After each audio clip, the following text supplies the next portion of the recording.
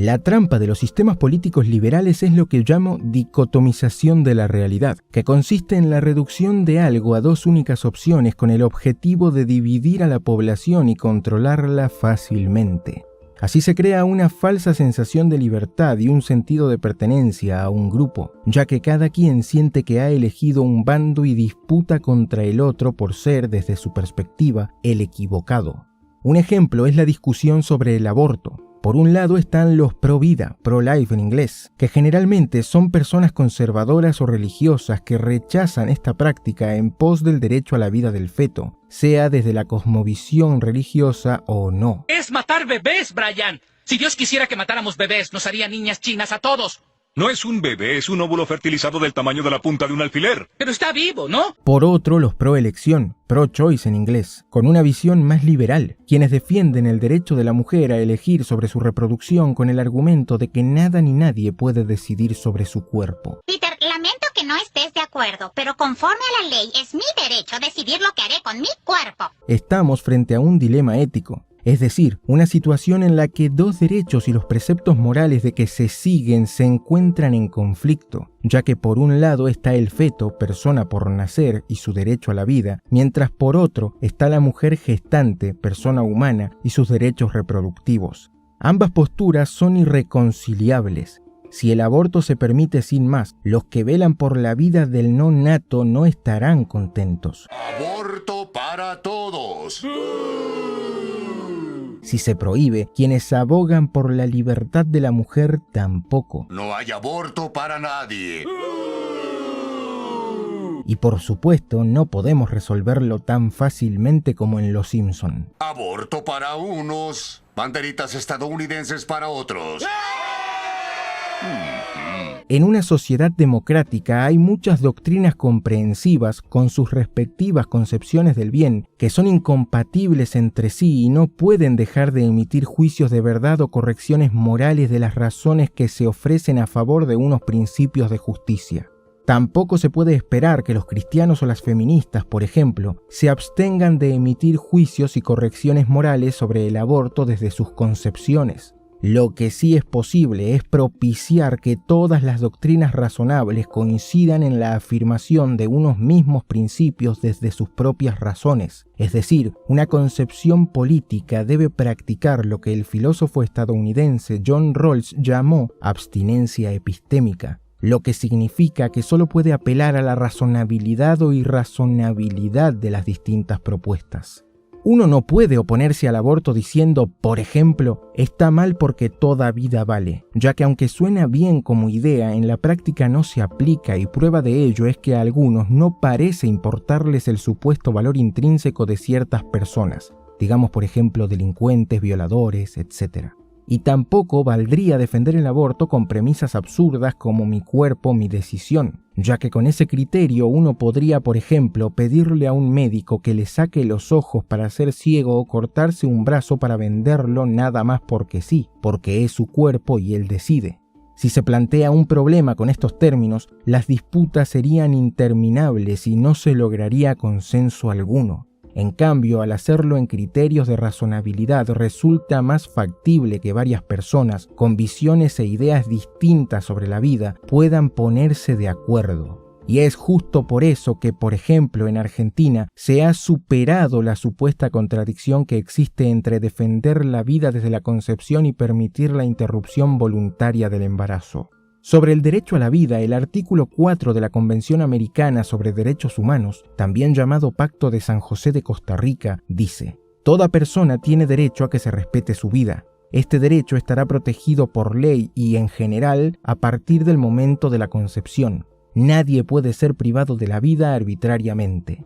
La primera oración se corresponde con lo estipulado en el artículo 1 de la Declaración Universal de Derechos Humanos, lo que significa que a todos los individuos, sean cuales sean sus características particulares, se les reconocen los mismos derechos y la misma dignidad por el solo hecho de ser humano. La segunda frase, al destacar en general desde el momento de la concepción, sugiere que la protección de la vida desde esta etapa en adelante no es absoluta y pueden contemplarse excepciones. y la tercera implica que hay razones y circunstancias en las que privar a alguien de la vida puede estar justificado, como en casos de legítima defensa, guerra, pena de muerte o aborto.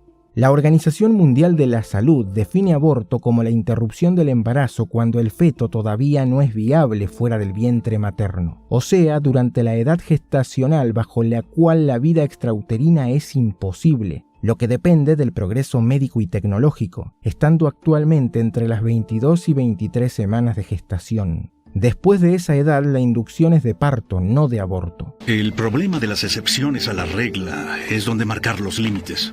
Lo bueno de la discusión sobre el aborto es que podemos discutir sobre los trimestres, pero al final hay un límite bien dibujado: el nacimiento. Si el aborto se produce de manera natural, se denomina aborto espontáneo. Si resulta de maniobras practicadas con intención de interrumpirlo, es un aborto inducido. Dato de color: interrumpir significa cortar la continuidad de algo en tiempo y lugar. Si se reanuda o no es contingente.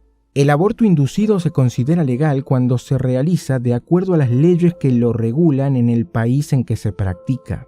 En Argentina, por ejemplo, la Ley de Interrupción Voluntaria del Embarazo dice: las mujeres y personas con otras identidades de género con capacidad de gestar tienen derecho a decidir y acceder a la interrupción de su embarazo hasta la semana 14 de gestación. Pasado ese plazo, solo pueden decidir y acceder a él si el embarazo es el resultado de una violación o si estuviera en peligro la vida y la salud de la persona gestante. La razón objetiva que justifica esta práctica es la inviabilidad, y solo se toma en cuenta la decisión de las mujeres porque son ellas las que se embarazan. Porque sí, los hombres también aportan su carga genética con la fecundación, pero la implantación, gestación y parto dependen exclusivamente de ellas. Los hombres y las mujeres no somos iguales. Nosotros las embarazamos al fecundar el óvulo con el espermatozoide y ellas asumen todos los riesgos y responsabilidades posteriores a la concepción. Esto significa que la defensa a ultranza del derecho a la vida desde la concepción, al no contemplar todo el proceso reproductivo de las mujeres, atenta contra sus derechos reproductivos, ya que la reproducción de ellas implica un conjunto de complicaciones físicas, psicológicas y sociales mucho mayores que para el hombre. No solo deben llevar en su vientre a un ser que en pos de su desarrollo afecta a su cuerpo, sino que durante un tiempo prolongado son vulnerables y no pueden hacer muchos esfuerzos. Incluso tras el parto deben hacer reposo y tras recuperarse, amamantar y cuidar de su hijo mucho más tiempo. ¿Se dan cuenta ahora por qué es ilógico, misógino y machista apelar al derecho al aborto de las mujeres para justificar la renuncia de los hombres a sus responsabilidades parentales? Los derechos reproductivos son derechos humanos que permiten a las personas decidir sobre su sexualidad y reproducción sin discriminación, violencia o presión. En este sentido, el hombre que no quiere tener un hijo puede usar condón, hacerse la vasectomía o no ponerla, mientras que la mujer, aparte de evitar la fecundación con anticonceptivos o negarse a tener relaciones, puede interrumpir su embarazo sin contemplar la opinión del hombre porque solo ella se embaraza. Y tampoco olvidemos que ni siquiera es libre de abortar en todo momento, sino solo durante el plazo legalmente permitido. Si no se entera de su embarazo a tiempo, pues no podrá abortar aunque quisiera, excepto bajo las causales contempladas por ley. Por lo que permitir que el hombre tenga algún tipo de injerencia sobre el aborto o renuncie a sus responsabilidades parentales apelando a su deseo de ser o no ser padre sería un privilegio masculino porque el varón tendría poder sobre la mujer, ya sea impidiéndole el aborto con su negativa o haciendo que ella se vea obligada a practicarse un aborto que no desea para no tener que asumir sola todas las responsabilidades parentales. Y en consecuencia las féminas serían reducidas a meros objetos sexuales cuyo único propósito es darles placer y o hijos. Finalmente, con todo lo expuesto podemos afirmar que la discusión sobre el aborto entre los pro vida y pro decisión es un falso dilema porque la cosa no es tan simple. No es cuestión de aborto sí o aborto no, sino cuándo se puede abortar y cuándo no.